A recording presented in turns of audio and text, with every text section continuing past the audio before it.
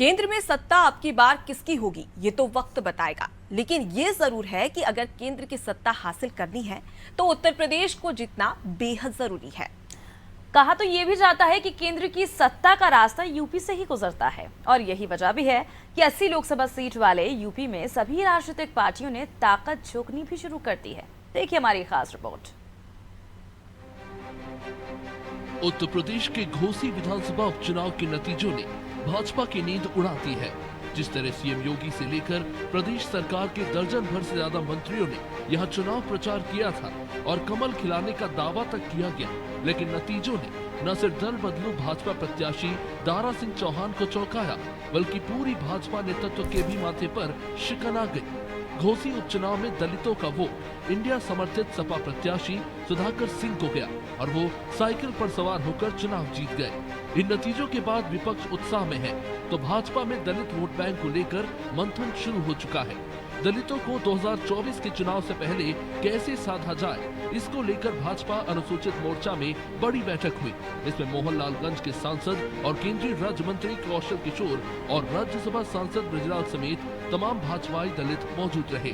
सभी का ये दावा है कि यूपी की डबल इंजन सरकार ने समाज के अंतिम पायदान के व्यक्ति के लिए जितने विकास कार्य किए, किसी भी सरकार में उतने नहीं हुए।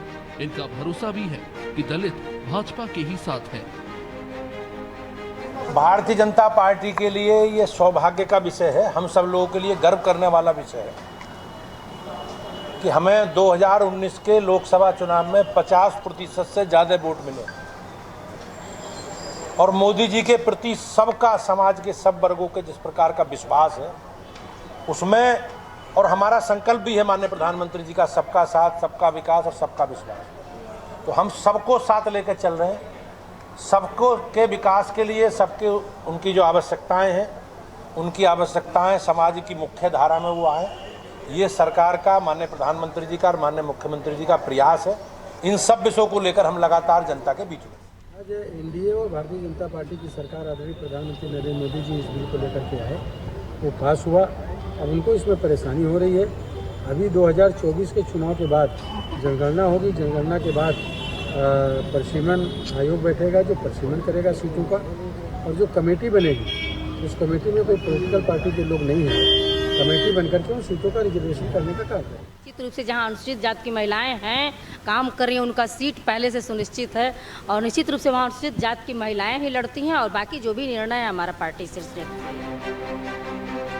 दलितों को साधने के साथ ही भाजपा ने 33% आरक्षण के बहाने महिलाओं को भी साधने की कोशिश की।